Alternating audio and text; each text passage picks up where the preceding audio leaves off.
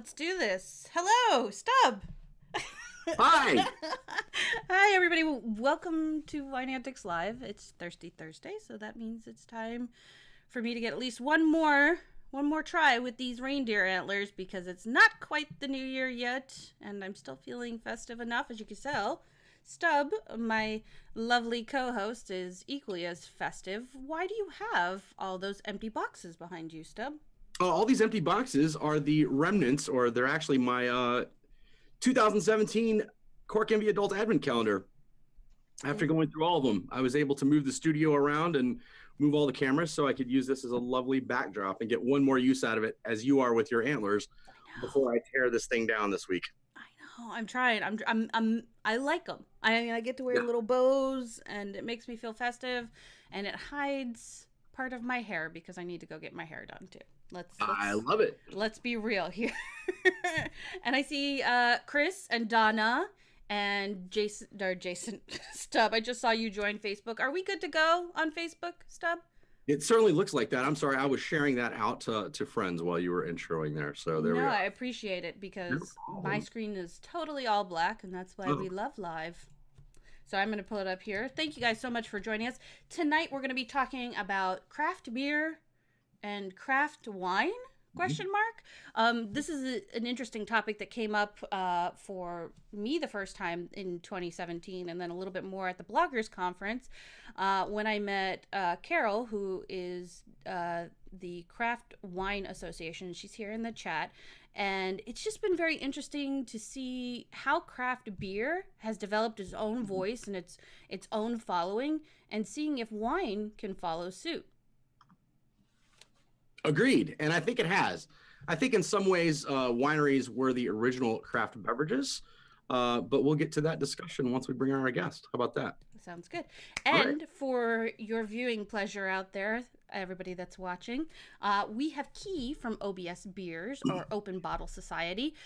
If you remember, about maybe a little bit later, maybe he was on late January last year, Mhm. something like that. But he was here last year with us.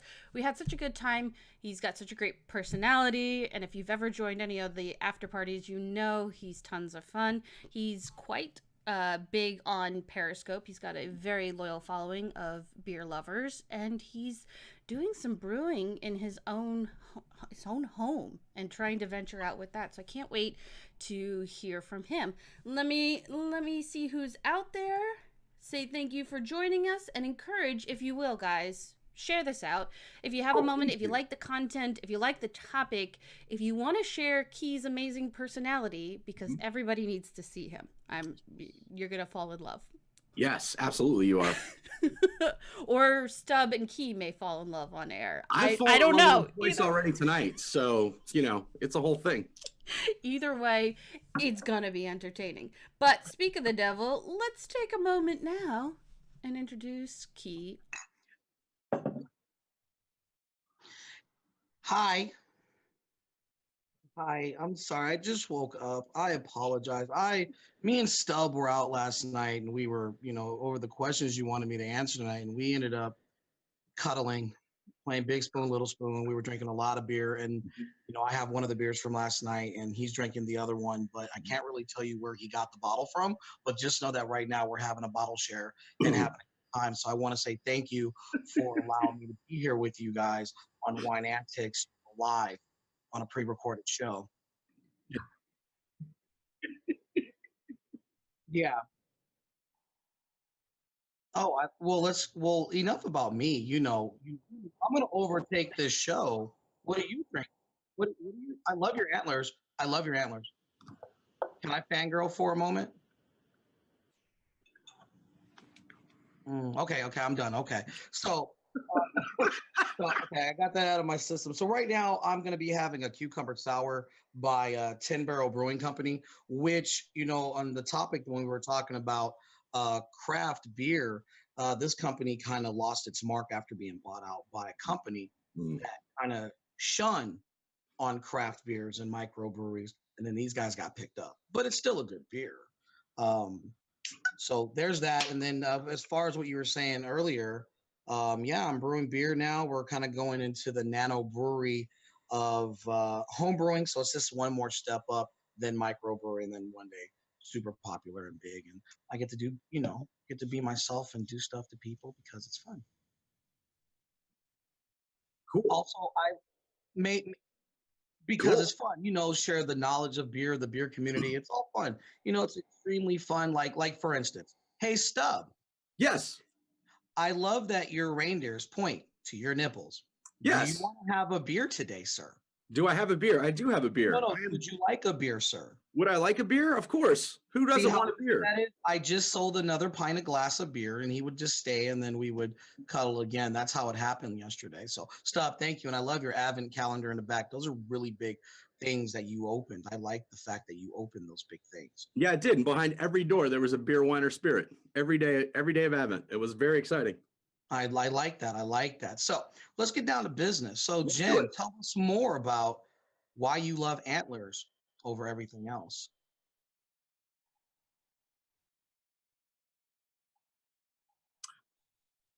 Oh, Yes, oh, Jen, I that's was going to ask if you had seen that. yeah. Please leave in the comments once you can hear Jen. In the meantime, I'm going to tell you what I'm drinking. I'm drinking right now a black chocolate stout from Brooklyn Brewery. Hey, that's a 10%, right? It is, yes, sir. This Oh, was baby. featured on day 11, oddly enough, of the Adult Advent calendar you see behind me here.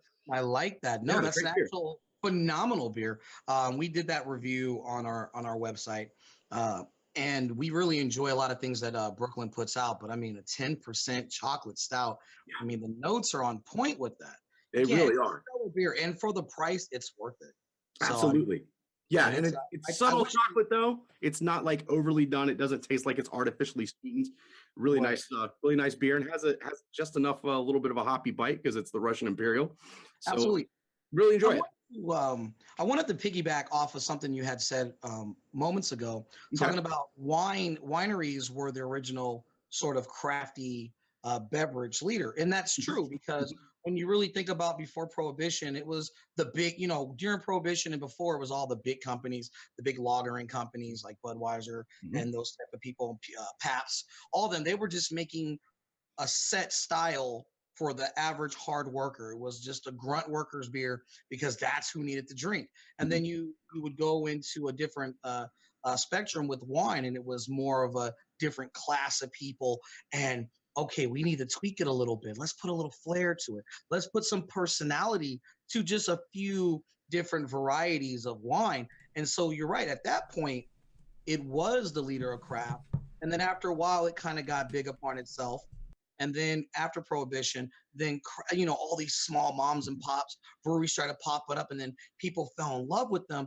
And Mhm. so it just as of now, it's taken off extremely well, and that's why I enjoy wine and beer. I prefer more beer because it's a little bit easier to work with. I don't have to have certain ingredients. I can order in a lot of stuff, and I Mhm. can actually produce something from around the world versus having to be in certain areas to create this ambience of flavor that I'm looking for with the Mhm. style. With beer, it's a little bit more easier to work with. So, Key, you mentioned like the kind of craft beer movement a little bit. I feel like personally, it's because you had these passionate entrepreneurs who were number one passionate about their product and wanted to make beer themselves, but it also gave communities a chance locally to visit and speak with the people who made that product. And I think with the beer market in most parts of the country, beer is more understood by more people, or at Yes. least more easily accepted. So I think that I think that had a lot to do with the kind of craft beer movement we've been seeing. I guess let's say the last 20 years or so, Well, 20 to 25. That Can I get a visit word in and be part of it. edgewise to make sure people can actually hear me? So guys, let me know absolutely. if you can hear me. And I see there's quite a few people on Periscope. Thank you so much for coming in, and thank you, Key, for introducing your community to Oh, me and coming on the show. OBS fam in the house. OBS fam in the house. Exactly. Absolutely. And Yeah. I wanted to talk about what beer I was drinking. Oh yes, yes, yes, Can, yes. can I Yes. come back? Can I come back to my show, Sure, to my let's do part of it. my show here? Baby, you can come Thank you. back anytime you want with those animals. Bring Thank it, you. baby. So I actually put two beers out, or I had one beer and I'm going to drink a different one. The Tolan Rye, which is from Three Notched Brewery. Ooh, It is Yes, a nice. rye PA. So it's a ooh, rye based mhm. IPA or Pale ale. There you go. Ooh, look at that beer knowledge coming out. I like it. I like it. And this is local, so this is from Charlottesville, Virginia. And then I have another East Coast beer. I'm actually drinking a Session Sour, which is a Dogfish Head, blissfully brewed with lime juice, lemon peel, black limes, and sea salt. They're getting very, very flowery with labeling. It's called the Sea Quenched Ale. That's what I'm drinking. It's a good one. Yeah, absolutely. I really like it. I like it because it's citrus. It's a little bit sour, but not overly sour. It reminds me of summer in the winter, and I love beer in the summertime. So anything that reminds me of it makes me happy. I like beer year round.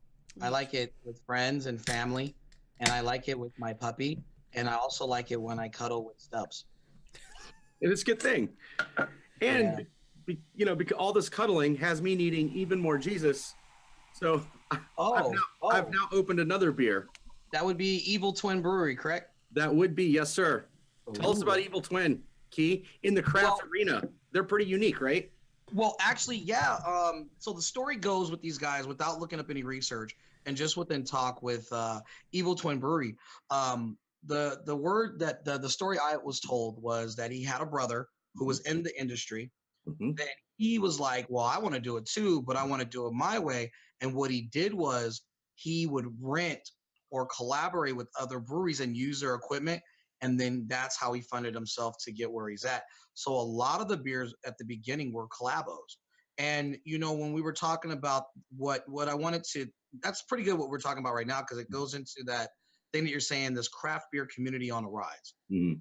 So originally, if you learn your history on craft beer and how actual beer really is worked into like small villages, everybody would have some, even the kids. They would make small beer or near beer. And it's all about the community. So the reason why it's booming as of right now is people are grabbing the concept of community, belonging to something, finding your tribe. So once somebody likes a brewery and they like what they stand behind, because a lot of them are dog friendly or pet friendly, a lot of them do charity work, a lot of them are like, let's collaborate, let's throw an event, let's give back to the customers. They offer great incentives, and they're just really like, you go wear flip-flops in this bar establishment, bring your flip-flops and shorts, and everyone is accepted. It's like the new church, you know what I'm saying? And that's why it's on the rise, because no matter where you're at in the world, you can always belong in the beer scene. You know what I'm saying? And that's why it's taking off, is because like if you look at OBS Fam, Open Bottle Society, Wine Antics, and all these different groups that we're all a part of, just ethanol in general, we all come back to the number one standpoint, which is connection and family and, friends and all that good, nice hippie stuff that I like to talk about. But that's why it's on the rise. It is skyrocketing based upon one principle: community. And it's been a while since I've seen this stat, Key. I think it's over 80% of the country now lives within 20 miles of a brewery. I would bump that up maybe a little bit higher. Maybe I'm within a few points there. I don't have it right in front of me. I remember reading this. It's really cool. Matter of fact, that's funny because where I live right now, there was a brewery 2 blocks away from my house, and I used to work there. And you're right. Within so far of a reach, you can either walk or literally take 5 minutes out of your day to just go to a brewery. And then a lot of them are starting to become smart, and they're starting to pick up in industrial areas. There's a couple of breweries here in Vegas, Craft House and Bad Beat, and they're in an industrial area, and they're within 900 feet of each other. Plus, Las Vegas Distillery is within 500 feet of both their buildings. So there's this big area where I kind of wish all of them were at, kind of like a Valley Auto Mall for cars. I wish they would put all the breweries in one district. I mean, that would be phenomenal. Could you imagine something like that? Oh, I could. Key, I want to go back to your point about community, because I think that's a good way and a unique way to actually define craft. And I think if we're talking and comparing craft beer to craft wine, defining that space for craft wine is really hard, and it's really something that people are grasping to figure it out. I think community is a new definition, and one that could transcend into the wine space. But in the beer sense, how do you think besides community, how do you think people define the term craft? Well, it's kind of like, okay, so this is going to sound weird coming from me for the industry I work in. I think craft is now the gimmick. Yeah. It's the gimmick word. And where you normally find the gimmick is like in the words of organic, USDF approved organic, which you learn now you could pay a certain amount of fee to get an organic stamp on your product. And, people get geared towards that way. In the world of craft, we don't really say that when we make our beer, or a lot of the beers that we work with, we barely ever use the word craft. It's microbrewery, nano brewery, because those have more impactful meanings. See, the word craft is starting to get played out, in my opinion. But if we were to take the terminology of craft beer, craft wine, it's kind of like being artisan. You know what I'm saying? You're making something from scratch each and every time, and it's always slightly different. That's where the craft would come in. So when you say, "Oh, I'm gonna go have a craft beer," what does that mean? When you deal with this craft beer, right? And this is from 10 Barrel, but it's owned by a big company that's a macro brew, and then they buy this. Now, are they still considered craft because now it's mass produced? Is it still the same? But that's how they would lure you in. There was a beer a lot of people like called Wild Blue. It's out of St. Louis, but it's made by Anheuser-Busch, and a lot of people love it. And they call it craft. But I'm like, that's just an offset brewery under the big machine. So when you think of craft, go in with a loose knowledge of someone made it. So Keith, there also, I'm sorry, I don't mean to, there is a rough definition of size or production size officially, right, within the beer industry of craft. It's so many barrels to be considered craft. Right. So if I'm gonna, without, again, we're doing this off the top of our head and our knowledge. So roughly around 200,000 barrels, let's just go with that for fun, would be considered craft. And let's say 60 barrels would be, nano. And then if you're going anything over 200,000 barrels a year, then you would be macro. There was a big issue with Samuel Adams. Samuel Adams is classified as a craft brewery, but he's supplying the whole entire nation. And how he gets around it is he only makes certain beers certain times of the year. Samuel Adams has probably roughly over 40 to 50, 60 different beers on hand year round. So that's how he gets around it. So again, is it craft beer, or is that just a way to market yourself? You get what I'm saying? So that's why craft is kind of loose in we don't really use it in our terminology when we talk to other people. We say, "Oh, let's go check out this brewery. They're a micro brewery. This is a nano brewery. They're only working with this system." Instead of just using a blanket statement, we kind of go more in depth of who we're working with. And this is a question for you guys too. It's not just for us who have a little bit of experience in talking about craft beer and craft wine, but you guys have different opinions, right? Like, what do you guys see as craft beer, and what do you guys see as craft wine? Have you ever heard of craft wine? Do you think in terms of craft when it comes to wine, or has the wine community romanticized some of these words? If you look at the TTB or the I'm thinking as far as wine, if it's going to be craft and you're going to use craft wine, I think you need to be more community and be more personal. If you're going to be like, we're craft wine, oh, come on over and watch us. I mean, really immerse yourself in your customers, really immerse yourself in the community, tons of collaborations. I would say I would accept craft for wine. And the same thing goes for beer. I think it's a thing that people just use as a marketing thing, as far as the word craft, as the way it's being used. So, Key, let me ask you this from the beer perspective, because I know Jen and I have had this conversation with each other and with other people in the wine community. When you find out a winery has sold out, maybe to a larger corporation, that sometimes sets people off and turns people off. However, there are some in the beer community who have sold to large organizations for a lot of money and are still big players. Now, where do you draw the line between they're still craft? I know one of them specifically, and from my understanding, talking with some people who work there, the name of that parent company has not really been mentioned but twice since they were purchased. They're Right. still kind of running their own thing. They're still very community focused in all of their 7 tasting rooms, I believe.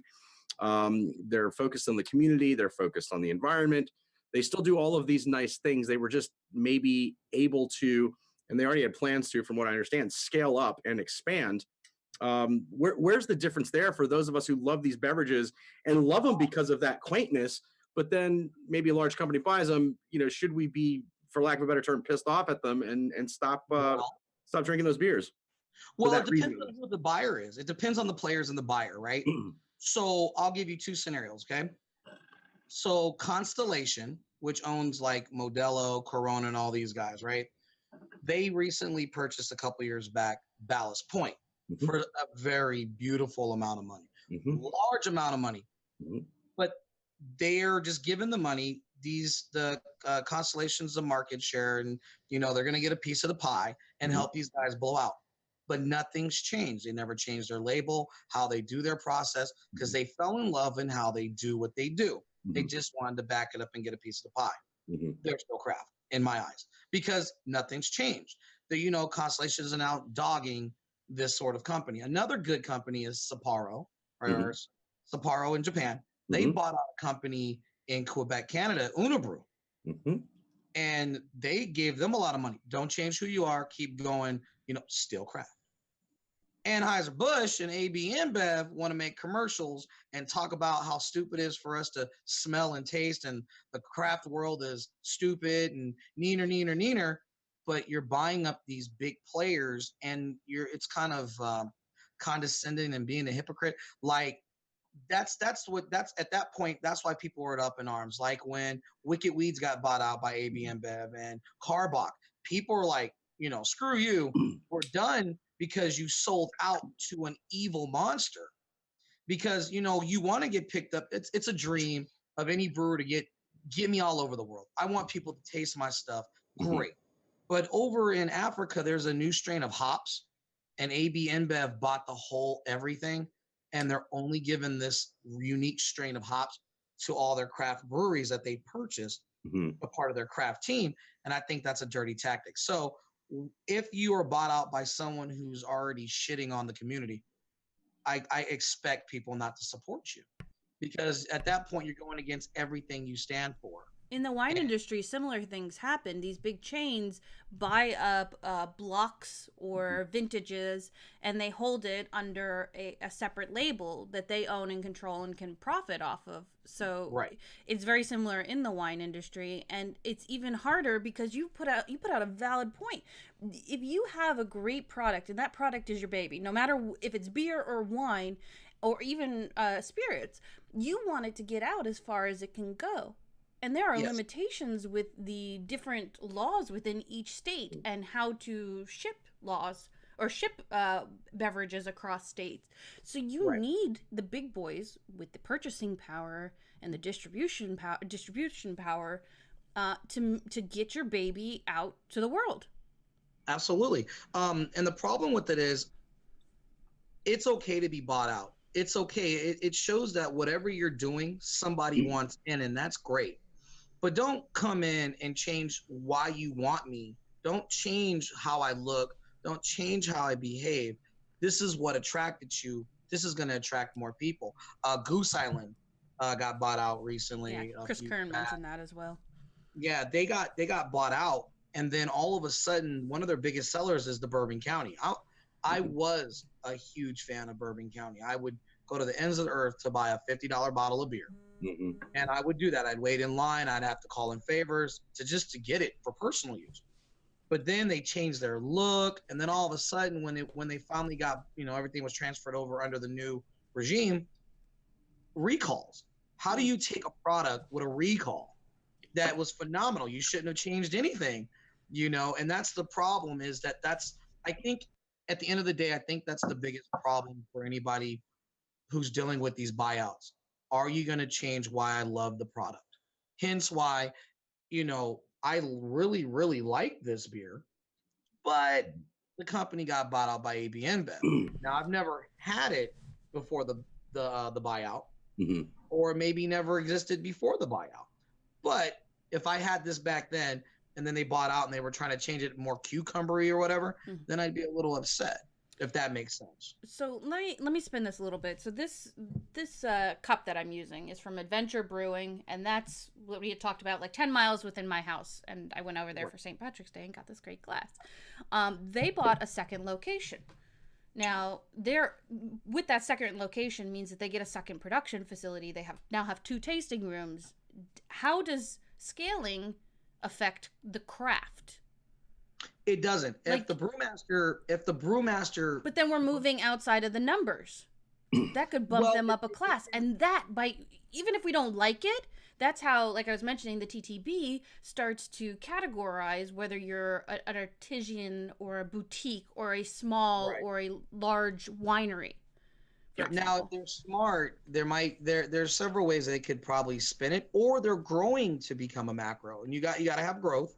And if that's what's going on, then let them, and they'll still be in the eyes of their fans and the people who love and support them. They will always be craft Mhm. because that's community. And I So guess that's where the art matches the science. So Community. Exactly. Jen, I think getting back to more, our focus most of the time, Jen and wine, and Kern brought this up, and Carol asked this as well, basically around the same thing.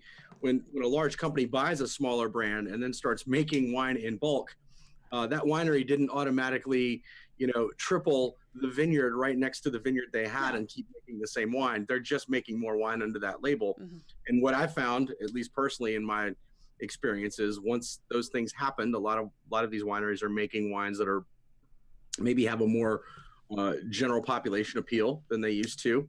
And I do, Key, thanks for pointing that out, though. Scaling up in the beer world doesn't necessarily mean a difference in the product. It just means maybe a less expensive product and or broader distribution, which I think is great.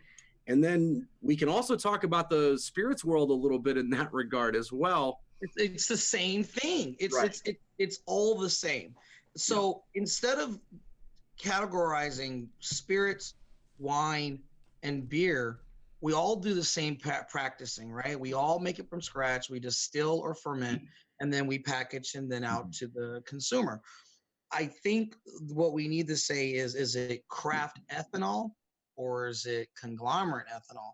And, I think as long as you don't stray away from your vision as far as what you're putting out, no matter who's helping you, then nothing should ever change. People be like, oh my God, you made it. Like one day I would love, you guys have known me for a long time, and I was making beer out of a 15-gallon pot. Mhm. Now we're working with a barrel system. That's 55 gallons with a big, you guys see my room. There's a big refrigerator in here now, and it was out of a little ice cooler. And Mhm. that growth feels good, but should I change who I am? No. If somebody wanted to buy me out, who's going to turn down big money? But the question is, what's the cost? Is it you're going to leave me alone and let me make you more money? Or are you going to start stifling me and then you make me have a non-compete closure when I go, I'm done? You got to live with that. And you don't want the people you don't want to bite the hand that's feeding you. And the people that are feeding you are your friends, your family, your community, your supporters, your consumers. You have to be careful with that because you can get other people, but are they really drinking your stuff because they believe in you, or are they drinking your stuff because, oh great, that's what's at the 7-Eleven? Mhm. And I think that's a great closing point because we're right at that half an hour mark and it comes up like that. And I see DJ Child came over from Periscope. Good to see you and have you here. Thank you for everybody who's been on Periscope and all the comments on Facebook. I appreciate you guys, seriously. And if you have any comments, please leave them here. We check back into the comments afterwards, and I'm sure Key would love to put some comments up. I'm volunteering him, but it's a good point. Wait, what comments? What do you want me to put up? No, and Facebook you can go back in afterwards and reply to comments. That's one of the benefits of being on Facebook Live. I could do that. You could do it. That no matter what you look at, beer or wine, it's how much can you dig into that product and find a soul behind it. I think for me, that's a lot of what craft is. If I can, for example, Stub and I did Beyond the Bottle with Adroit Theory, that's out of Purcellville, Virginia.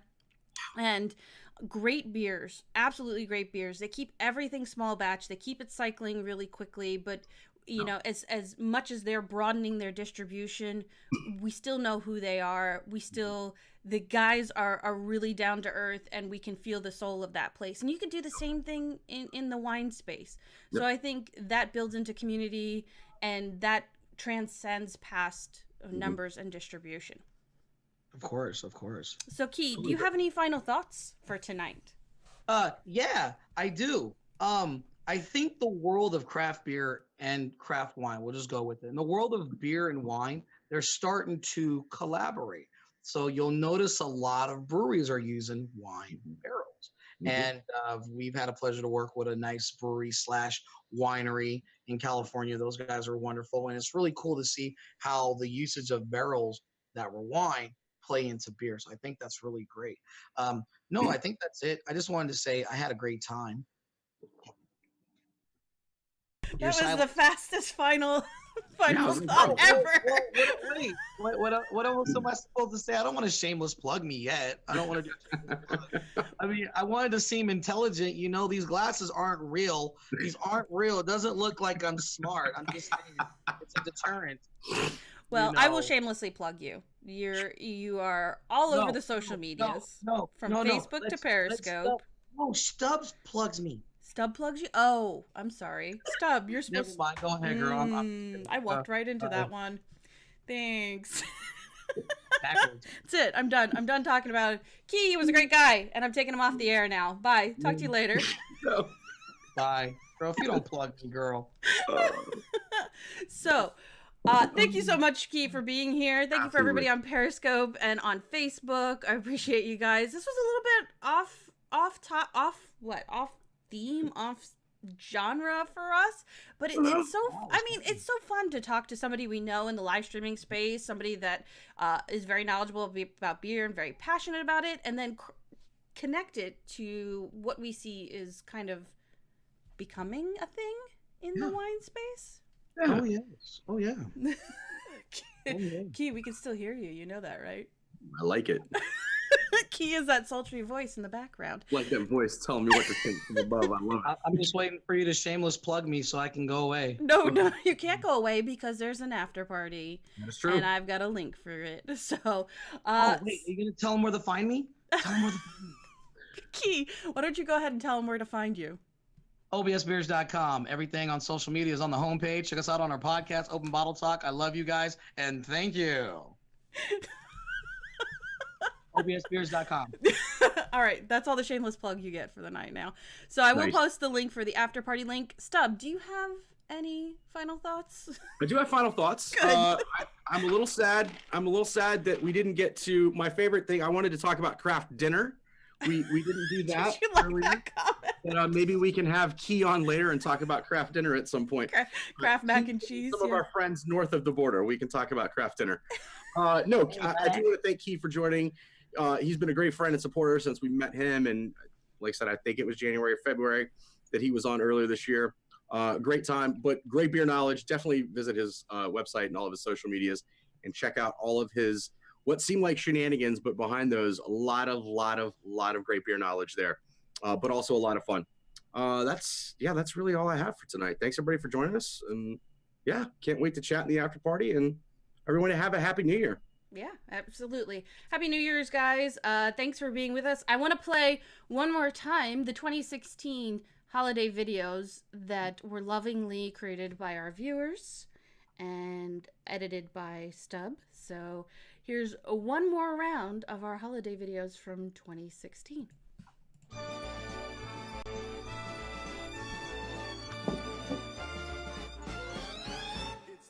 What a wonderful year it's been to connect socially for the love of wine.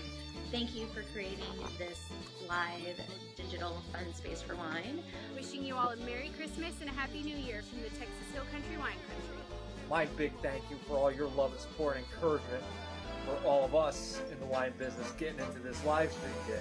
I'm toasting you with some gangster Malbec from Cahors. Cheers!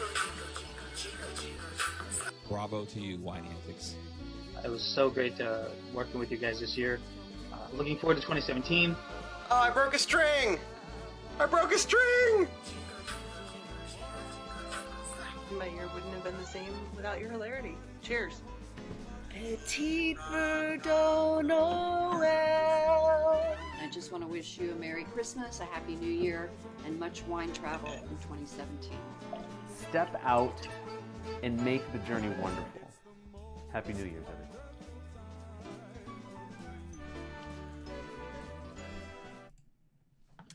Thank you so much. And we appreciate not only the people that contributed in 2016, but the people that sent some videos in 2017. We had that show last week. Yep. And we wanted to just say thank you so much for making our year very memorable, and lots of blessings and lots of hope going into 2018. And apologies to Kern. We ran out of time for your video. We'll get you on next time, bud. Cheers. Bye.